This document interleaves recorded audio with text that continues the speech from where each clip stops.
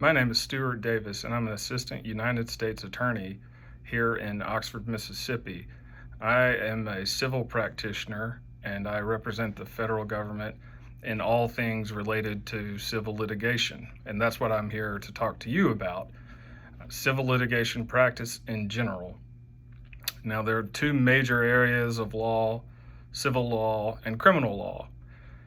Criminal law is fairly self-explanatory, and civil law really covers everything that isn't related to criminal practice. Very generally, it's the resolution of disputes that aren't criminal in nature, and that can take various forms, be it divorces, land ownership, personal injury, free speech issues, negligence issues, etc. Civil practice is governed by the rules of civil procedure, and those are different depending on whether you are in state court or federal court. The Mississippi rules of civil procedure govern Mississippi state court civil practice, and the federal rules of civil procedure govern practice in federal court. So, generally speaking, in civil law, something happens, be it a car wreck, someone falls down in a store, someone is killed, something happens, and a dispute arises because of that. One person is typically injured, aggrieved, and thinks it was someone else's fault, and a lawsuit occurs. Now, the way it typically happens is there are pre-lawsuit negotiations where the two sides try and reach an agreement, and it typically involves money. Civil practice largely revolves around money changing hands. So there is pre-suit negotiation, and if those negotiations break down, then you have the start of a real lawsuit. And the start of a real lawsuit begins with the filing of a complaint. A complaint is a typed up written document that is filed within a court and says what happened, when it happened, why it happened, what law was violated, and what the person wants but as a result of the lawsuit. And I should say, there are two parties in any lawsuit. There's the person that believes they were harmed, the person that's doing the suing, and that person is a plaintiff. The person that is getting sued, that will be defending the lawsuit, is called a defendant. So with the filing of the lawsuit, there are lots of rules, again, within the rules of civil procedure, that must be followed in order for the lawsuit to carry on.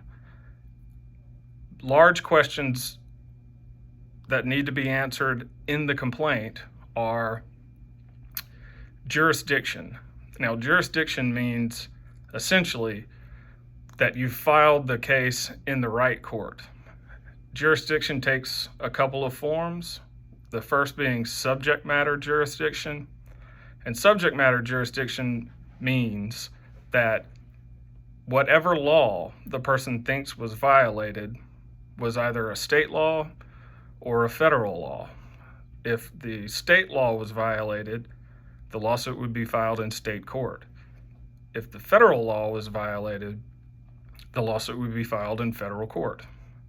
There is also personal jurisdictions, which means that the individuals involved in the lawsuit are personally tied to that court.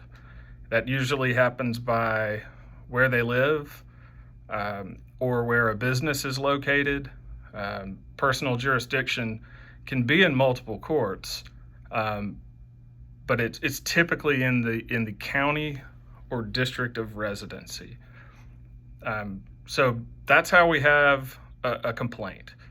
Now, there's some other rules that need to be followed in that there's something called a statute of limitations.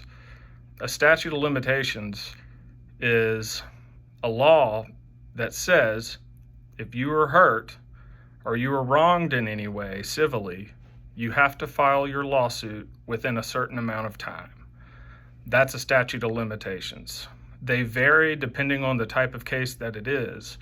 For general negligence claims, it's typically a 3-year statute of limitations, which means you have to file your lawsuit within 3 years of whatever wrong occurred. Some statute of limitations are as short as 6 months and a year. Some are up to 6 and 8 years. It depends on the cause of action, the type of lawsuit that it is. So attorneys representing the injured parties need to know what the statute of limitation is, so they make sure they file their complaint on time. After a lawsuit is filed, the first thing that needs to happen is that the other side, the defendant, the defending party, must be served with process. That typically works by hiring a person to hand deliver the copy of the complaint to the defendant, to the person being accused of doing wrong. The time limit, the statute of limitations for a serving process, again varies depending on the court and the cause of action. It's usually 60 to 90 days. You have 2 to 3 months to serve the lawsuit on the other party. After that, and again, these are all contained within the rules of civil procedure. It's all spelled out. It's vitally important to know and follow the rules in civil practice. After the defendant is served, the next step is that the defendant can formally respond to the complaint. And he does that by filing an answer. He could also alternatively file a motion to dismiss, which means even if everything you say in your complaint is true, I should be let out of this case because there's no proper cause of action. But generally speaking, defendants file an answer first. After the filing of an answer, you have a period that's called discovery. And it is just what it sounds like. It's both sides finding out information. They ask each other questions, which is called interrogatories. They can ask the other side to give them documents, produce documents. And they can also just ask questions. And these are usually in the form of a request for admissions. The process usually lasts about a year or two, and it is a wide open fact-gathering mission. You can have depositions, which means you put someone under oath and have them answer your questions. The whole purpose of this is in civil practice is to gather as much information as possible as to what happened. It's the search for truth. Discovery is very liberal in civil practice. You can subpoena information from non-parties. You can get medical records if there's an injury. Basically anything that's relevant to the lawsuit you have access to in civil litigation. After discovery is finished, there is usually what's called motion practice, motions for summary judgment, which means it's you telling the court, we've gathered all this information and we should be dismissed from the case, and here's why. If motion practice fails, the next step is either to try and settle the case in a settlement conference, otherwise known as a mediation, or if the parties can't agree to settle, you have a trial. And the trial would seemingly be the end of the story, but it's not, because even if you lose at trial, some parties elect to appeal the decision to a higher court and say, we lost here at trial, but it was wrong for these types of reasons. So the process doesn't necessarily end until the appeal is resolved. That's all I've got for a quick 10 minutes. Good luck with everybody. Please get in touch with me if you have any questions. My name is Stuart Davis. Thank you.